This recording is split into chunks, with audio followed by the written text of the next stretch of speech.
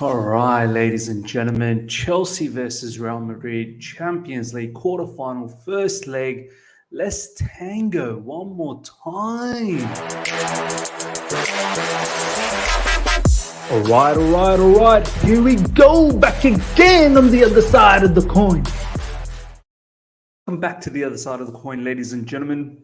Chelsea versus Real Madrid. We meet again in the Champions League. Last season, we did the madness on them. We actually dominated last season.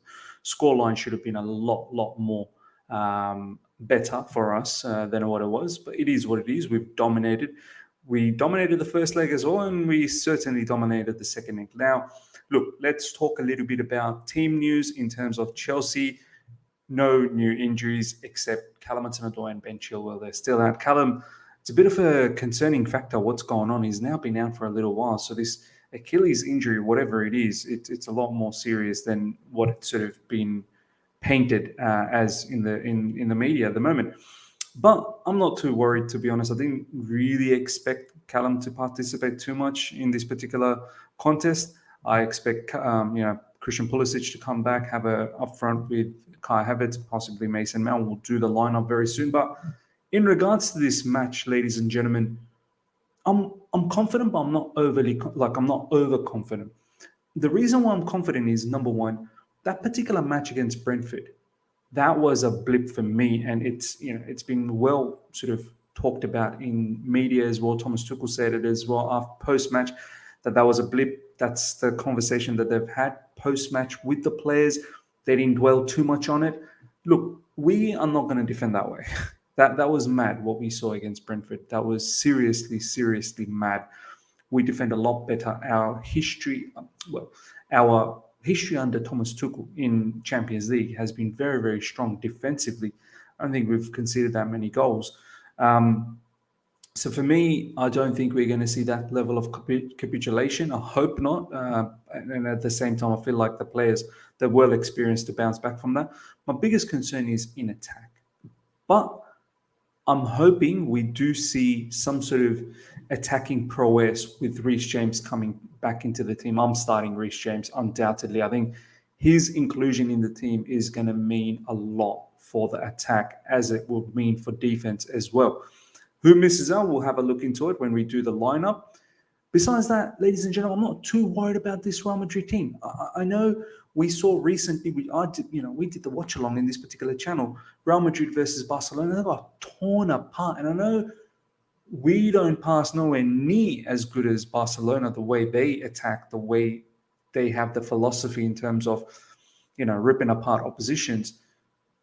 But the one thing we probably have better than, maybe for the time being, than Barcelona is, if we want to increase the intensity, if we want to show a lot more energy, if we want to press from the top, we know how to do that. We definitely know how to do that. We've done that under Thomas Tuchel last season as well.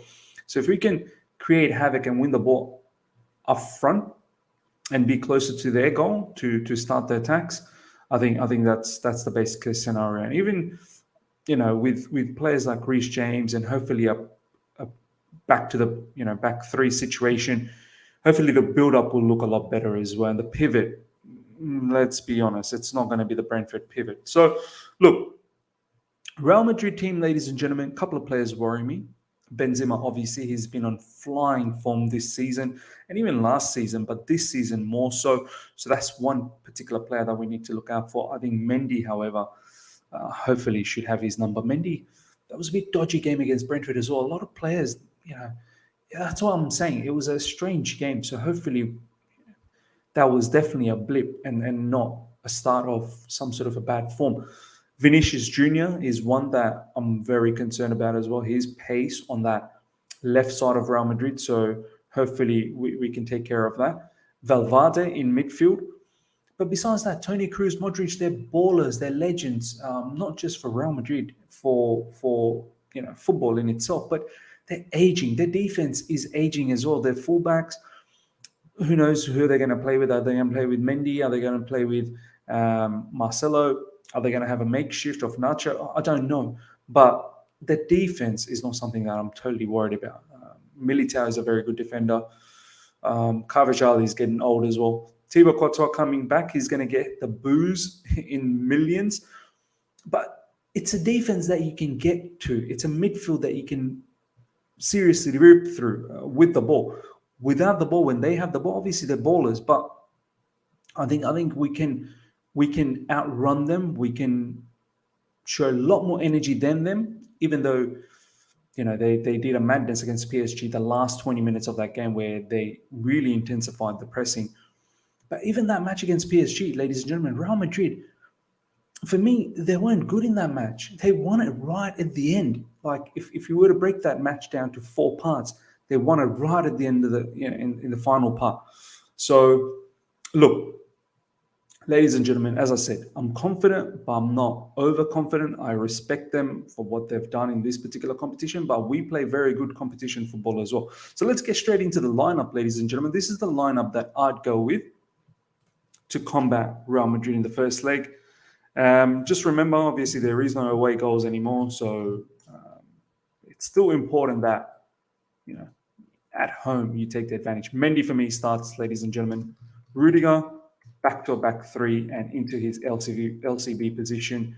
Hopefully he does a madness again with that long-range shot against Brentford, and this time hopefully he wins. Silva 100% plays in the middle for me. His experience is going to be immense in Champions League and in any competition, to be honest. Andres Christensen comes back. There was talks about him in the press conference, and Thomas Tuchel literally just said that it was a back four, and that's why he couldn't see any position for him. I completely believe against Real Madrid, we're going to move back into a back three. So I'm going to have Christensen. For me, Reece James. No Azpilicueta stuff. Even though no disrespect to Azpilicueta, he does a decent job. I want Reece James back as a right wing back. I want him to operate around these areas and then get into these positions as well as an attacking threat. And I want him to be higher up. As you can see, I've got 2 players here. Reece James a bit higher up. And look, because it's left wing, I don't know. Look, I'm so reluctant to choose Alonso, but it has to be Alonso. Sarri's not a left wing back. Saul's not a left wing back. I'd have to go with Alonso very reluctantly. I know he wasn't good against Brentford, but he makes sense as a left wing back to me. But I don't want him to bomb up too much. I want him to stay around the midfield area, and I want him to be, look at his opportunity and come into these sort of areas in attack if need be. But I want him to be doing the tidy stuff, build up, supporting midfield. You don't need to go up and down because you're going to get caught out. Depends on who's on that right side for Real Madrid. Suppose it may be Asensio. Hazard is out, so it's not, and Hazard doesn't play on the right side anyway. So we'll see what happens on that right side from Real Madrid. But I'll go reluctantly with Alonso. You let me know who you'd go with. We don't have any wing backs. That's simple as that. I mean, proper, genuine, pacey, playmaking wing backs. It is what it is. I'll go with Kovacic here, ladies and gentlemen, and go with Kante. Now, I could have also gone with Kante, Jorginho. I could have also gone with Kovacic, Jorginho. It doesn't really matter. The reason I'm going with Kante and Kova is I feel like we can dominate that midfield. I think Kante, just like last season, could possibly see a lot of space in that midfield because Modric and Kroos, they're not going to be running around a lot. We can do the damage there. And if we have this player, who I'm going to have as Mason Mount, who also had a very good game against Real Madrid, he can slot into midfield as well at times and really, really outnumber them in midfield. It's about, as Ryan always says on my channel when we do the tactical shows, numerical advantage. And when Reece James goes that way, Mount could possibly come this way, and then you can have Kante sort of move in these sort of areas. So we can dominate that midfield tactically, and that's something that we should be looking at. So for me, Kovacic, Kante, I have no issues if it's Kovacic, Jorginho, Kante, Jorginho. But it should be the pivot players. I definitely don't want to see Ruben Loftus-Cheek and whoever else. Kovacic from deep, I think his passing range, build up, being press resistant. Once he beats the press of Real Madrid, he can drive through and look for those key passes. Similarly with Kante, he can find many key sort of positions in and around here. I know we don't necessarily like it, but this is a team, Real Madrid. I expect them to come at us as well. I don't expect them to sit back. Look, if I'm Real Madrid, seriously, if I'm thinking about beating Chelsea, I would sit back, park the bus, and then counter.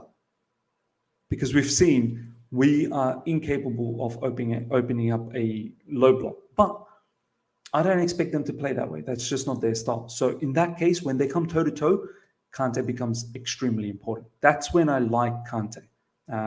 When oppositions come at us, we can win the ball from these areas, and Kante can drive into these areas and quickly lay off the passes to the Mount or Pulisic for me in this side, ladies and gentlemen.